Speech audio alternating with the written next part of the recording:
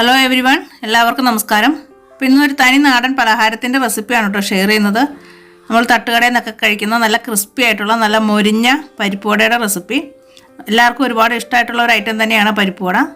കൂടെ നല്ല ടേസ്റ്റി ആയിട്ടുള്ള ഒരു കട്ടൻ ചായയുടെ റെസിപ്പി കൂടി ഷെയർ ചെയ്യുന്നുണ്ട് കേട്ടോ. അപ്പോൾ ഇതെങ്ങനെ തയ്യാറാക്കണ്ടേ നോക്കിയാലോ. അപ്പോൾ നമ്മുടെ പരിപ്പുവട തയ്യാറാക്കാനായിട്ട് ഞാൻ 1 കപ്പ് കടലപ്പരിപ്പ് എടുത്തിട്ടുണ്ട്. ഈ കടലപ്പരിപ്പിന് പകരമായിട്ട് നമുക്ക് പീസ് പരിപ്പ് യൂസ് ചെയ്യാം. സൂപ്പർ മാർക്കറ്റിലൊക്കെ വാങ്ങാൻ കിട്ടുന്നതാണ് പീസ് പരിപ്പും. ട്രഡീഷണലായിട്ട് പരിപ്പുവട തയ്യാറാക്കുന്നത് പീസ് പരിപ്പ് വെച്ചിട്ടാണ്. കടലപ്പരിപ്പ് വെച്ചിട്ട് നമുക്ക് ചെയ്യാം. ചെറിയൊരു വ്യത്യാസം ടേസ്റ്റിലുണ്ടാവും. ഇനി ഇതൊന്ന് നന്നായിട്ട് വാഷ് ചെയ്തെടുക്കണം. ഈ പരിപ്പ് നമ്മൾ നന്നായിട്ട് വാഷ് ചെയ്തിട്ട് വേണം ഒരു 2 മണിക്കൂർ സോക്ക് ചെയ്യാൻ ഇട്ട് വയ്ക്കാൻ. നന്നായിട്ട് വെള്ളം ക്ലീൻ ആവുന്നത് വരെ കഴുകിയെടുക്കുക. ആ പരിപ്പിൻ്റെ ആ പച്ച മണം ഉണ്ടല്ലോ, അതൊന്ന് പോയി കിട്ടാൻ വേണ്ടിയാണ് നന്നായിട്ടൊന്ന് വാഷ് ചെയ്യേണ്ടത്. അപ്പോൾ ഇതിന് നമുക്ക് നന്നായിട്ടൊന്ന് വാഷ് ചെയ്തെടുക്കാം. ഒരു 2-3 വെള്ളത്തിലൊന്ന് വാഷ് ചെയ്തെടുത്താൽ മതി. അപ്പോഴേക്കും തന്നെ വെള്ളം നന്നായിട്ട് ക്ലീനായി കിട്ടും. ഇനി അതിന് ശേഷം വേണം നമുക്കിതിലേക്ക് മുങ്ങി നിൽക്കാൻ പാകത്തിന് വെള്ളം ഒഴിച്ചിട്ടൊന്ന് സോക്ക് ചെയ്യാൻ മാറ്റി വയ്ക്കാം. അപ്പോൾ ഒരു 2-3 മണിക്കൂറെങ്കിലും ഒന്ന് കുറഞ്ഞത് മാറ്റി വയ്ക്കുക. പരിപ്പ് അത്യാവശ്യം നല്ല പോലെ ഒന്ന് സോഫ്റ്റായി വരണം. അതിനുശേഷം നന്നായിട്ട് വെള്ളം ഡ്രെയിൻ ചെയ്തിട്ട് വേണം നമുക്കിത് ക്രഷ് ചെയ്തെടുക്കാൻ. ഇപ്പോൾ 2 മണിക്കൂർ കഴിഞ്ഞിട്ടുണ്ട്. ഇപ്പോൾ പരിപ്പൊക്കെ നല്ലപോലെ സോഫ്റ്റായി നല്ല വീർത്ത് വന്നിട്ടുണ്ട്. ഇനി വെള്ളമൊക്കെ നന്നായിട്ടൊന്ന് ഡ്രെയിൻ ചെയ്തെടുക്കണം. അപ്പോൾ കംപ്ലീറ്റ് വെള്ളം മാക്സിമം മാറ്റിയതിന് ശേഷം വേണം ഇത് നമുക്ക് മിക്സിയുടെ ചെറിയ ജാറിലിട്ടിട്ട് 2-3 പ്രാവശ്യമായിട്ടൊന്ന് ക്രഷ് ചെയ്തെടുക്കാൻ. അരച്ചെടുക്കുകയല്ല, ക്രഷ് ചെയ്തെടുക്കുകയാണ് ചെയ്യേണ്ടത്.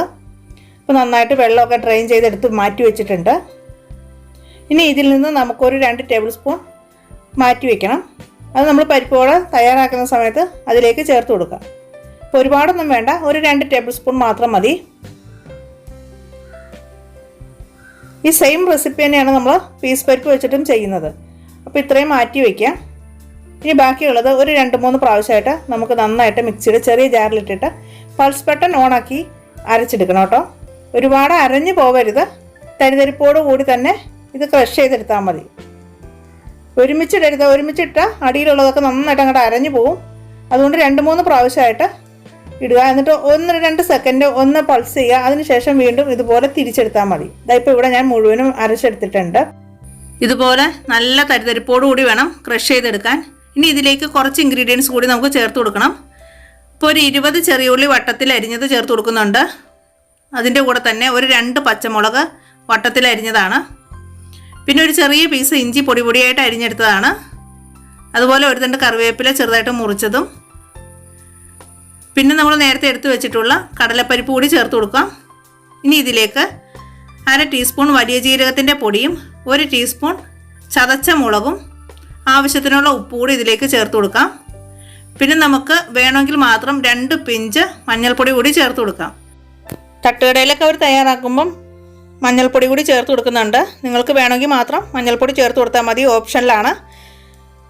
ഇനി ഇത് നമുക്ക് കൈ ഉപയോഗിച്ച് തന്നെ നന്നായിട്ടൊന്ന് മിക്സ് ചെയ്തെടുക്കണം. നല്ല പോലെ ഒന്ന് ഉള്ളിയൊക്കെ ഒന്ന് സോഫ്റ്റായി വരുന്ന രീതിയിൽ നല്ല ബലത്തിൽ തന്നെ ഒന്ന് മിക്സ് ചെയ്തെടുക്കുക. എന്നിട്ട് ഇതുപോലെ ചെറിയ ബോൾസ് ആയിട്ട് എടുക്കാം. ഒരുപാട് വലിപ്പത്തിൽ വേണമെന്നില്ല, ചെറുതായിട്ട് എടുത്താൽ മതി. ഇനി നിങ്ങൾക്ക് വലിയ പരിപ്പുവടയാണ് താല്പര്യമെങ്കിൽ വലിപ്പം കൂട്ടിയെടുക്കാം.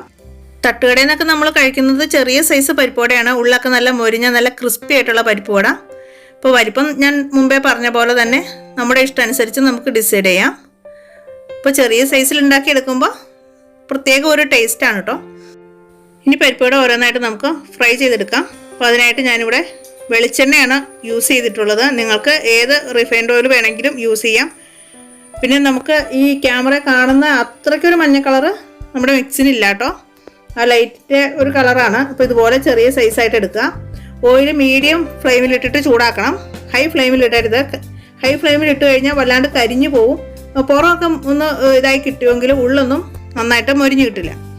അപ്പോൾ മീഡിയം ഫ്ലെയിമിലിട്ടിട്ട് നന്നായിട്ട് ചൂടാവുന്ന സമയത്ത് ഉള്ളം കയ്യിൽ വെച്ചിട്ട് ഷേപ്പ് ചെയ്തിട്ട് വേണം എണ്ണയിലേക്ക് ഇട്ട് കൊടുക്കാൻ. ഇത് കട്ട്ലറ്റിൻ്റെ ഷേപ്പിലല്ല, മുകൾ വശം ഒന്ന് ചെറുതായിട്ട് കട്ടി കൂടി സൈഡൊക്കെ കനം കുറഞ്ഞ രീതിയിൽ വേണം ഷേപ്പ് ചെയ്തെടുക്കാൻ. അപ്പോൾ ഓരോന്നായിട്ട് നമുക്ക് ഇതുപോലെ ഇട്ടിട്ട് ഫ്രൈ ചെയ്തെടുക്കാം. ചെറിയൊരു ബ്രൗൺ കളർ ആവുന്ന സമയത്ത് നമുക്കൊന്ന് തിരിച്ചിട്ട് കൊടുക്കാം. അങ്ങനെ തിരിച്ച് മറിച്ച് വിട്ടിട്ട് നല്ല ക്രിസ്പി ആയിട്ട് വേണം ഈ പരിപ്പുവട ഫ്രൈ ചെയ്തെടുക്കാൻ. അതുപോലെ ഓയിലിൻ്റെ ചൂട് എപ്പോഴും ബാലൻസ് ചെയ്യുക. ലോ ഫ്ലെയിമിൽ ഇടരുത്. ലോ ഫ്ലെയിമിൽ ഇട്ട് കഴിഞ്ഞാൽ എണ്ണ വല്ലാണ്ട് കുടിക്കും, പരിപ്പ് വടയ്ക്ക് ക്രിസ്പിനെസ് നഷ്ടപ്പെടും. മീഡിയം ഫ്ലെയിമിൽ തന്നെ ഇടുക. ഹൈ ഫ്ലെയിമിൽ ഇട്ട് കഴിഞ്ഞാൽ വല്ലാണ്ട് കരിഞ്ഞു പോവും, ഉള്ളൊന്നും നന്നായിട്ട് മൊരിഞ്ഞ് കിട്ടില്ല.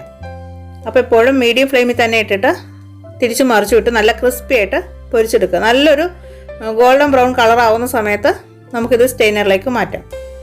അപ്പോൾ നമ്മുടെ പരിപ്പ് വട ഇവിടെ റെഡി ആയിട്ടുണ്ട്. അപ്പോൾ ബാക്കിയുള്ളത് നമുക്കിതുപോലെ തന്നെ തയ്യാറാക്കി എടുക്കാം.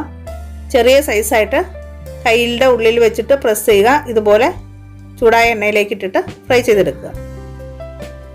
അപ്പോൾ നല്ല ടേസ്റ്റി ആയിട്ടുള്ള ക്രിസ്പി ആയിട്ടുള്ള തട്ടുകട സ്റ്റൈലിൽ പരിപ്പ് വട ഇവിടെ റെഡി ആയിട്ടുണ്ട്. അപ്പോൾ ഇതിൻ്റെ കൂടെ നമുക്ക് സ്പെഷ്യലായിട്ടൊരു കട്ടൻ ചായ കൂടി ചെയ്യുന്നുണ്ട് കേട്ടോ. അപ്പോൾ കട്ടൻ ചായ തയ്യാറാക്കാനായിട്ട് ഞാൻ 2 ഗ്ലാസ് വെള്ളമാണ് എടുത്തിട്ടുള്ളത്. ഇത് നന്നായിട്ട് ചൂടായി വരണം.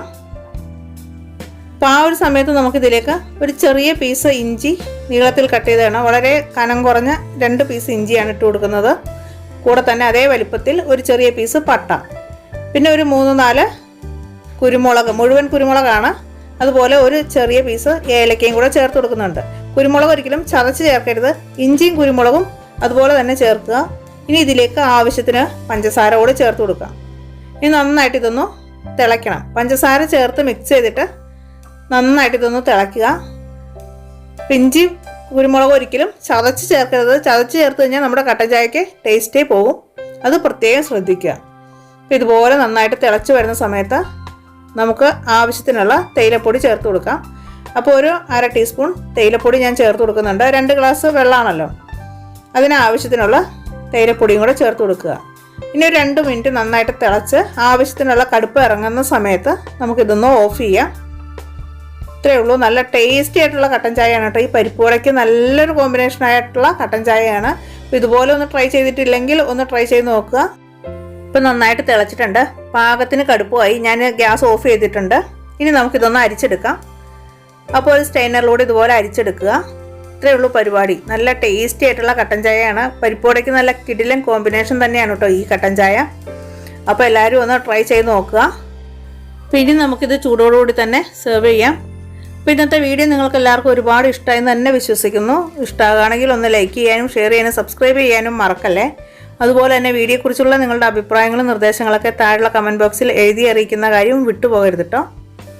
അപ്പോൾ വീണ്ടും നല്ല അടിപൊളി പുതിയൊരു വീഡിയോയിൽ കാണാം. അതുവരേക്കും താങ്ക്സ് ഫോർ വാച്ചിങ്. ബൈ.